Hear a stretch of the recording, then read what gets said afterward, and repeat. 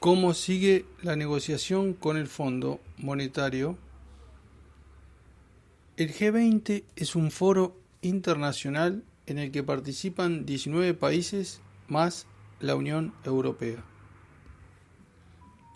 También suelen asistir invitados.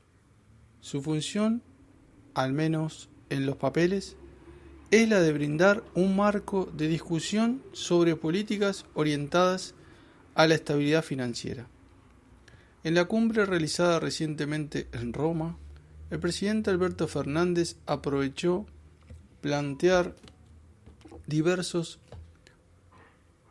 puntos de vista relativos al sistema financiero internacional, al que cuestionó por priorizar la especulación por sobre el desarrollo de los pueblos. A pesar de las críticas vertidas, el mandatario se cuidó de no quedar demasiado a la izquierda, explicitando que no iba a ese encuentro a renegar del capitalismo. La asistencia de Alberto Fernández a la cumbre formó parte de una gira en la que también participaron el ministro de Economía Martín Guzmán, el jefe de gabinete Mansur y otros funcionarios, y que incluyó reuniones con autoridades del Fondo Monetario y la asistencia al COP26 sobre el cambio climático.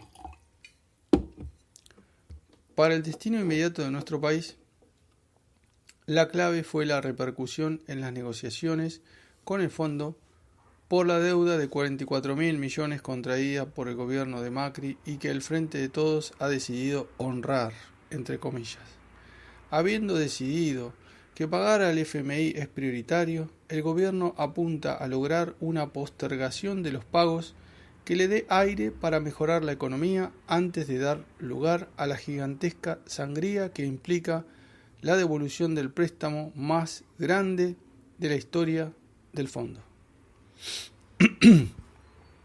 Para mejorar un poco el escenario, la gestión que encabezan Les Fernández apuntó a 3 objetivos: la conformación de un fondo de resiliencia y sostenibilidad formado por los sobrantes de los derechos especiales de giro, que el organismo había resuelto distribuir entre sus miembros como un programa para mitigar las consecuencias económicas y financieras de la pandemia.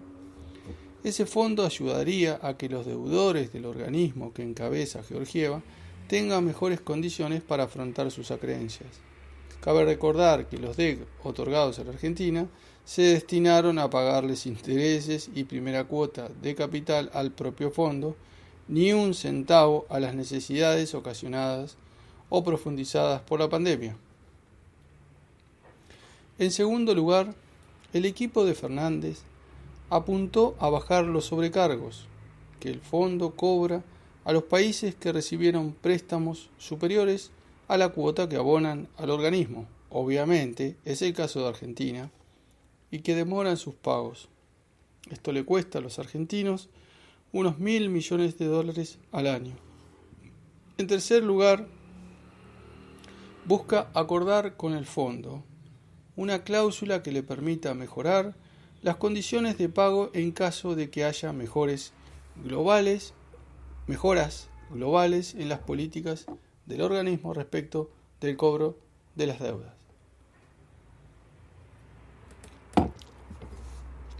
Solo de esa forma Argentina se podría ver beneficiada con el fondo de resiliencia mencionado antes, ya que el mismo recién se constituiría en 2023. El gobierno buscó algunas mejoras en la forma de pago con el fondo, sin tocar en absoluto el reconocimiento de la deuda. Además, aun si consigue todo lo que se propone, solo tendrá incidencia en un porcentaje muy pequeño del total adeudado. La máxima aspiración del gobierno sigue siendo estirar los plazos de pago por varios años. Para eso, el organismo internacional solo tiene previsto el mecanismo de acuerdo de facilidades extendidas, lo que posibilita estirar las fechas, a cambio de seguir las famosas modificaciones estructurales de siempre. ¿Qué pretende usted de mí? ¿Qué quiere el Fondo Monetario que haga la Argentina para viabilizar un acuerdo de facilidades extendidas? En el documento publicado por el organismo el 14 de octubre último, bajo el pomposo nombre de Informe sobre un crecimiento sólido, sostenido e inclusivo, los técnicos plantean recomendaciones para las economías integrantes del G20. Para nuestro país señala como de alta prioridad la regulación de acceso a los mercados, la reforma tributaria y políticas activas para el mercado laboral. Este último eufemismo suele referir a formas de flexibilización laboral, es decir, reducción de derechos laborales. El fondo coincide con Milei, Macri, Vidal y algunos personajes del Frente de Todos en que menos derechos para los trabajadores implicará más contratos, aunque no haya ejemplos en la historia de que esas cosas vayan juntas. El fondo da una prioridad algo menor a la necesidad de facilitar y liberalizar los mercados, y finalmente promueve facilitar la protección del empleo, no de los empleados, y reducir las cargas impositivas laborales, aportes. En la lista incluye un punto progresista al pedir que se incrementen los recursos destinados al cuidado de menores a fin de facilitar el acceso al trabajo de quienes actualmente se encargan de esa tarea en el hogar, casi en su totalidad mujeres. Más allá de la redacción ambigua y más cuidada, los planteos del fondo son los mismos de siempre. Hace unos días el presidente de la Cámara de Diputados y viejo amigo de la Embajada norteamericana, cabe recordar, Sergio Massa, reconoció que el acuerdo con el fondo exigirá equilibrio fiscal.